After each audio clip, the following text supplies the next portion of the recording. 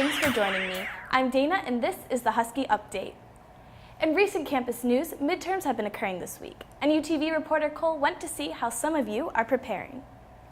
This is Cole Albert here in the Curry Student Center, wondering how our fellow Huskies are prepping for midterms. I'm prepping for finals by checking the final schedule and making sure that none of my finals conflict with each other. And which one are you looking forward to the least? Well, I haven't checked any yet, so I'm going to have to check and see if they conflict, but the deadline was 2 days ago. I'm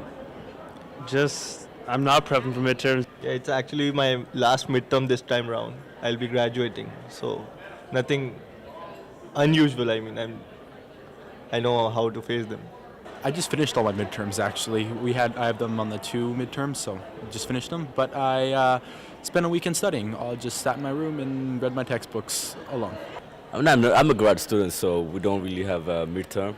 We just do assignments and stuff like that, so I'm not that nervous about it. I don't really sleep.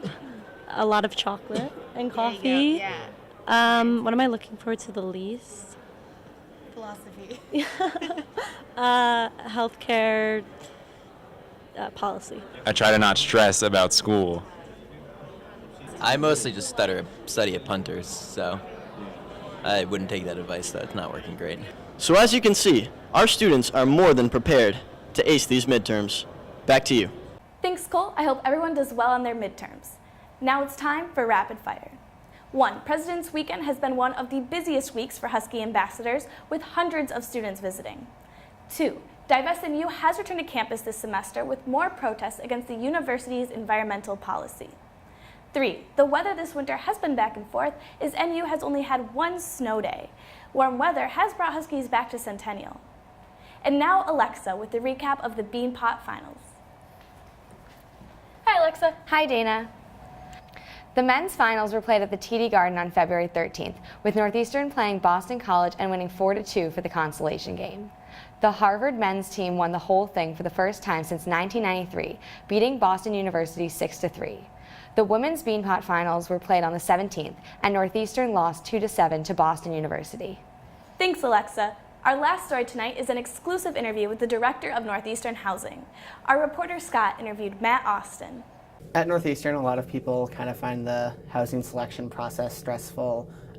It's not always the easiest thing for people to go through. Do you have any tips or tricks that help people get through it? Definitely. So if you're unfamiliar with the software itself, like you're not sure how to actually book a room, we do offer a practice module within Housing Online, so students can kind of actually go through the entire process of how do I pull in my friends, how do I find a room, how do I pick a room, and assign everybody to the right space. So that way, if you and I want to be roommates, I can figure out how to do that before the process begins. That way the time when you're booking your housing is a lot less stressful.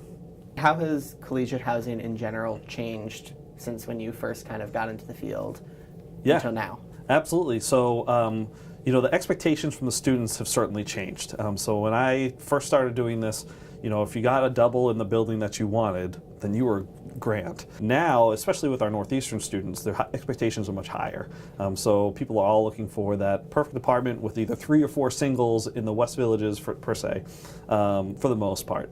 The last piece is there's much more, some schools have gender neutral housing, some people call it gender inclusive housing, we call it all gender housing, where there's much more flexibility and demand for all gender housings here on campus. Is there anything that you think would be important for people to know, or something that you want to say about housing that wasn't asked? Yeah, sure. So, I think the thing that really sets us apart from other departments on campus is that we're always available to help answer questions, and we want to be able to help you understand what the process looks like. We're not going to give you the Northeastern shuffle that may have existed in past years.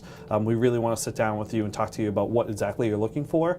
And if we don't have exactly the type of apartment that you're looking for, we'll offer you different solutions too. This is an apartment type that we have, this is what it looks like, we'll show you the floor plan, that way you know what you're getting into and you're not kind of surprised when you move in, this was not exactly what I expected. We want to make sure that everybody knows what we can provide in terms of a service, but our housing office staff and the housing services staff is always available. We're open till 7 p.m. on most nights, especially through selection. If anybody has any questions, they all should just call us because sometimes just giving us a ring is a lot faster than getting an email, and it might get back to you. Some of the stuff is time sensitive when it comes to selection. So give us a shout because we're happy to help.